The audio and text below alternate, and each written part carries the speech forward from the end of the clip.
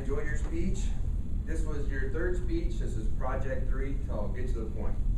So this had a general purpose. You were supposed to either inform, persuade, entertain, or inspire your audience. I thought your speech was very entertaining. Your specific purpose of the speech was to shed light on the side of golf that most people don't know about. So I was really looking forward to the speech when I saw your email last night. I knew it was going to be called Why I Golf, because that's what I associate with you and Toastmasters now, because you've mentioned golf in all your speeches. So I think of golf, I think of Clark. And so I would find out what your why is, why you're so passionate about the game.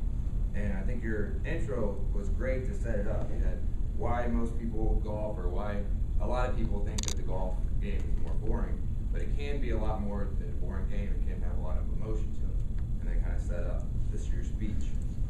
You went into the 3 different types of emotion: frustration, embarrassment, nervousness. You have a really good structure of your speech. You talk about your frustration round. That was the worst worst round of your life, where you're supposed to go somewhere that was a really beautiful course, and you ended up going to this crappy course, and it's bad weather, you're sick, and your ball got stuck in a tree, and then it hit a bird. So I thought that was a really good explanation. And then the embarrassing one, where you thought you hit a hole-in-one, and you were high-fiving your teammates, and you went there, and you're just a little short. And then the nervous one, where you were in high school, and I really love that story where you got to be on the PGA Tour, and you were so nervous about the game and everything, but you ended up playing the best game of your life, best round of your life.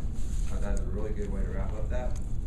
And then your conclusion, wrapping it up really well after the nervous emotion with Woods and McIlroy, comparing the two with their girlfriends and wives. I thought that was very funny. A great way to finish it up.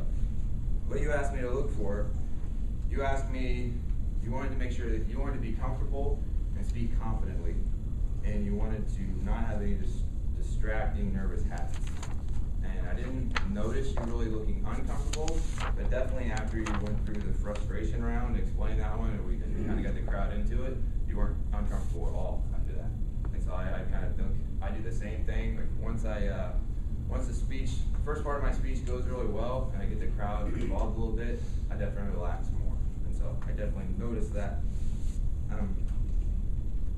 But I didn't think you seemed uncomfortable before that, but after that speech, it was definitely very, very, after that first talk about it. What I thought you could have done better, since the title of the speech is Why I Golf, I felt like you could have dug a little deeper on the why part. You mentioned it early in the speech that really your why is the competition. And you had your nervous emotion when you went to that story about the PGA. You could have really dug a little deeper to the why. That's why you golf. Obviously, you thrive better under pressure. That was the best game you've ever played, and you really went into it thinking you were feeling so overwhelmed by everything. And so that's definitely something that you get from the golf game.